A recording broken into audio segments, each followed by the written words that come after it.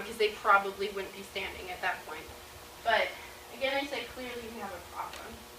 But this is all getting away from what I think is the most important thing here, and that's you, and that's me.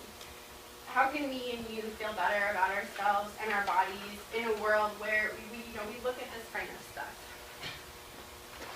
All right, keep doing that.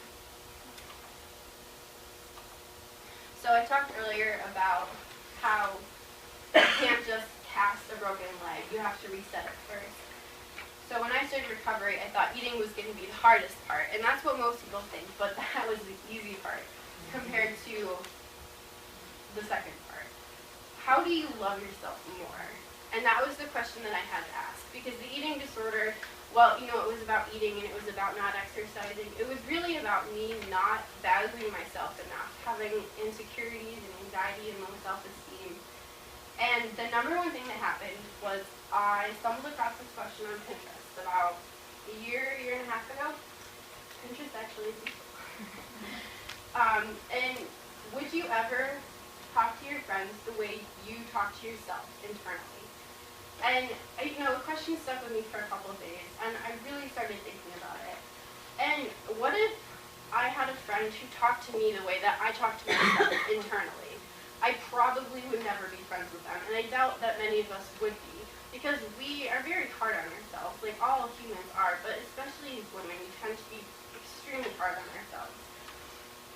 And your inner voice may not be as extreme as, oh, I'm so stupid, my hips need to be smaller, I'll never be as big as she is, I can't believe I just did that, and I really need to lose some weight before a date party. But those are all things that we say to ourselves internally, and at least I know I do. But if a friend came up to you and was like, oh, you really need to lose some weight before a date party, you'd probably call her a bitch. Now, I'll give you another example. I've given many speeches before, and I'm not one for stage fright. I used to be, but not anymore. And this morning I woke up and I was nervous. I didn't know why, but I was nervous. And so my immediate reaction was to tell myself, you are being ridiculous. You'll be fine, don't worry. No surprise, it didn't really make me feel that much better.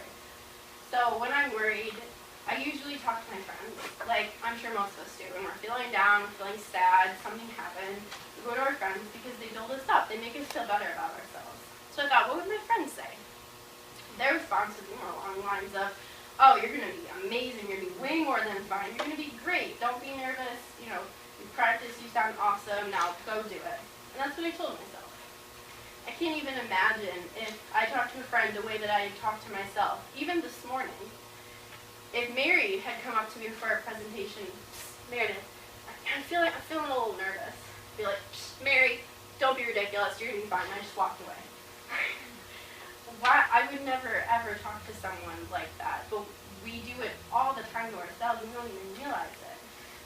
And when I first started looking at my life through that lens, the lens of what would you say or how would you treat yourself if you were treating your friends that way, things started to change.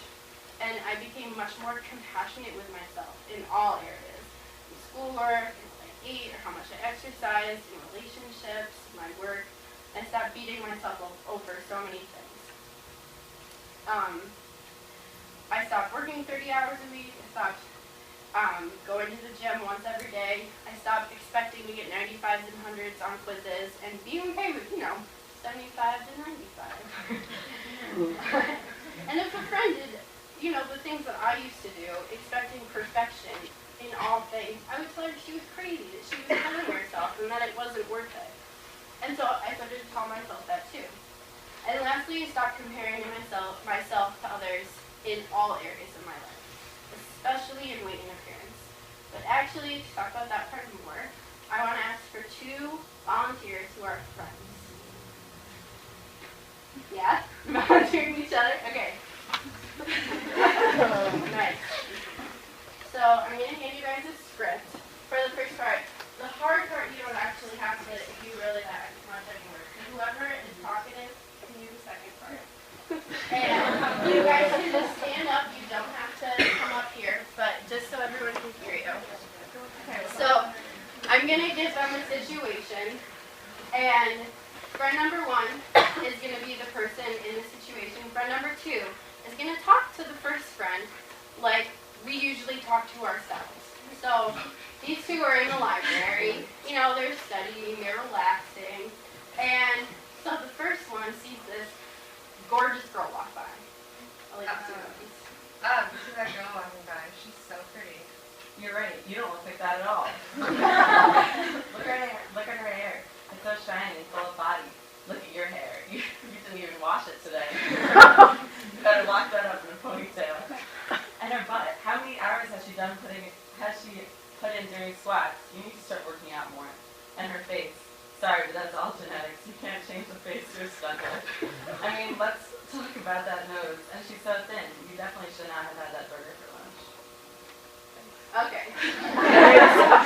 So you guys, I exaggerated a little for purposes, but now this is the part where you guys get to act a little on the phone with friends. So if she was in that situation, what would you actually say to her? Like if she was comparing herself to another person? I would be like, your soul is so beautiful. And you're the best person I've ever met. Like you shouldn't be comparing your body to hers because you're two different apples and oranges. Very good. Alright, thank you guys.